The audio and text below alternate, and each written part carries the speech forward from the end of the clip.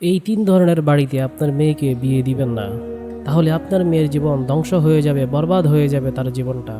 এই ৩ ধরনের ঘরের সাথে কখনোই সম্পর্কে জড়াবেন না। একদিন হযরত আলী রাদিয়াল্লাহু তাআলা আনহু তার খেলাফতের মসনদে বসেছিলেন।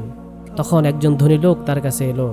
ওই লোক অত্যন্ত সম্মানিত একজন ব্যবসায়ী ছিলেন এবং তিনি অনেক উদার ও দানবীর ছিলেন। সেই লোকটির চেহারায় খুবই দুশ্চিন্তার পেরেশানি ছিল।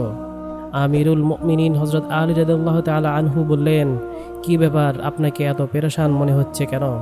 তখন সেই ধনী ব্যক্তিটি বলতে লাগলেন, হে আমিরুল মুমিনিন, আমি আমার অত্যন্ত আদরের মেয়েকে বিয়ে দিতে চাই, কিন্তু ভয় পাচ্ছি যে আমার মেয়ে বিয়ের পর হয়তো দুঃখ, কষ্ট এবং পেরেশানির মধ্যে পড়ে যাবে।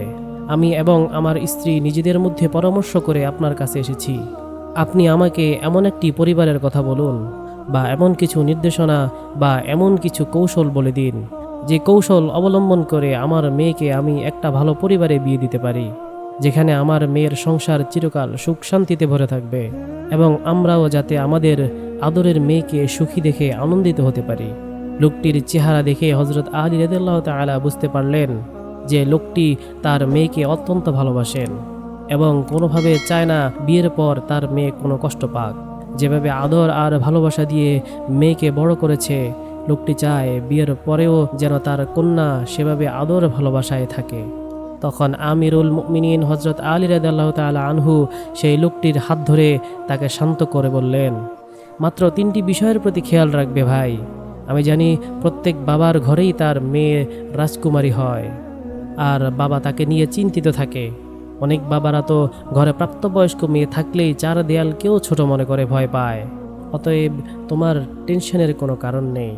১ নম্বরে যে বিষয়টা আমি তোমাকে বলবো, এমন ঘরে তোমার মেয়েকে বিয়ে দিবে না যে ঘরের পারিবারিক সিদ্ধান্ত মহিলারা নিয়ে থাকে আর পুরুষরা নারীদের সিদ্ধান্ত মেনেই চলে।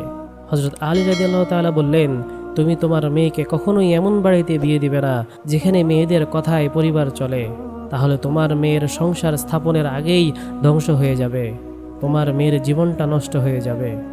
আমরাও দেখে থাকি, যখনই কোনো মেয়েদের বিয়ে ভেঙে যায়, সেই মেয়ে যত সুন্দর আর যত ভদ্রনম্রই হোক না কেন, অনেক গভীর ঘাটাঘাটি করে অধিকাংশ ক্ষেত্রেই খুঁজে পাওয়া যায় নারীর কর্তৃত্ববাদী পরিবারগুলোতে সাধারণত একজন নারী অন্য নারীর অধিকার প্রতিষ্ঠার ক্ষেত্রে অত্যন্ত দুর্বল হয়ে থাকে।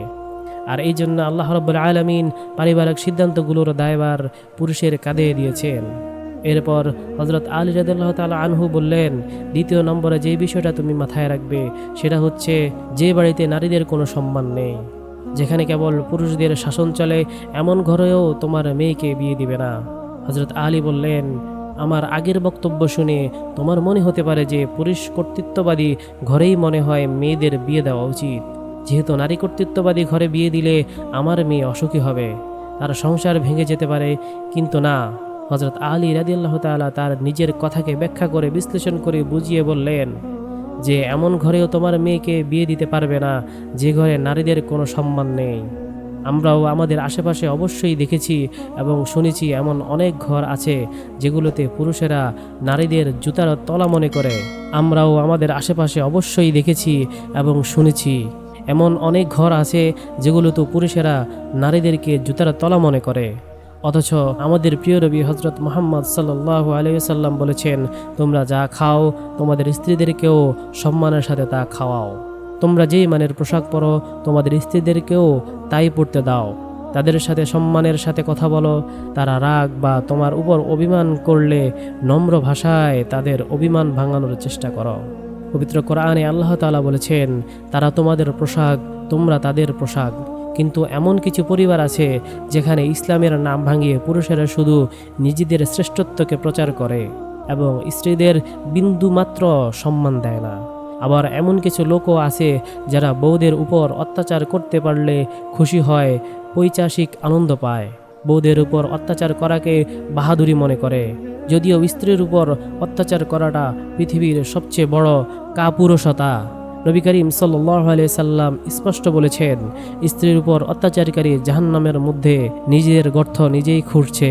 তাই কোনো ব্যক্তির উচিত নয় তার মেয়েকে এমন জায়গায় বিয়ে দেয়া যেখানে নারীদের কোনো সম্মান করা হয় না। হযরত আলী রাদিয়াল্লাহু তাআলা আনহু নিজের কথার ব্যাখ্যা দিয়ে বলেন, মূলত পারিবারিক সিদ্ধান্তগুলোর কেন্দ্রবিন্দু যেন পুরুষ থাকে, আবার একইভাবে সেই পুরুষ যেন নারীদের প্রতি দায়িত্বশীল হয়, সম্মান প্রদর্শনকারী হয়, এমন পরিবার খুঁজে বের করো। এমন জায়গায় বিয়ে দাও যেখানে স্বামী তার স্ত্রীর সাথে সুন্দরভাবে ভদ্রতা এবং নম্রতার সাথে আচরণ করে, যে তার স্ত্রীর হক আদায় কোনো প্রকার ভুল বা অবহেলা করে না, যে তার স্ত্রীর প্রতি এমনভাবে আসক্ত থাকে যে সে কোনো অপরিচিত নারীদের দিকে ফিরেও তাকায় না, যে ব্যক্তি তার স্ত্রীকে তার ভোগ বিলাসের বস্তু মনে করে না, এবং যে তার স্ত্রীর গুণাবলীর দিকেও তীক্ষ্ণ নজর রাখে, শুধুমাত্র দোষ খুঁজে বেড়ায় না। ছোটোখাটো ভুলকে উপেক্ষা করার মতো যোগ্যতা যে পুরুষের আছে, সেই পুরুষের কাছে তোমার মেয়েকে বিয়ে দাও। কারণ নারী মানেই কিছু ছলনা, কিছু ভুল ত্রুটি থাকবেই। আল্লাহ রাব্বুল আলামিন এভাবেই তাদেরকে সৃষ্টি করেছেন।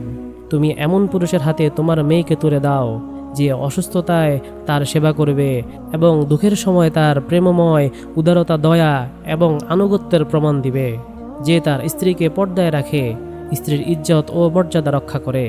এরপর হযরত আলী রাদিয়াল্লাহু তাআলা আনহু তৃতীয় নম্বরে যে পরামর্শটি দিলেন সেটা হচ্ছে, তোমার মেয়েকে তুমি এমন জায়গায় বিয়ে দিবে না যেই পরিবারের বিবাহ বিচ্ছেদ বা তালাক খুবই সাধারণ ব্যাপার। এই যেমন ধরো, যে ছেলের কাছে বিয়ে দিচ্ছ তার বাবাও খুব তালাক প্রিয় মানুষ, অথবা তার মাও খুব তালাক প্রিয় মানুষ, তার ভাইয়েরাও প্রচুর তালাক দিচ্ছে, বা তার বোনদের মধ্যেও তালাক দেওয়ার। তো হযরত আলী রাদিয়াল্লাহু তাআলা আনহুর কথায় তার মন থেকে সমস্ত পেরেশানি এবং দুশ্চিন্তা দূর হয়ে যায়। আল্লাহর কাছে আমরাও প্রার্থনা করি, আল্লাহ তাআলা যেন আমাদের সকল বোন এবং কন্যাদেরকে তাদের স্বামীর সংসারে একটি সম্মানজনক জীবন দান করেন। আমিন।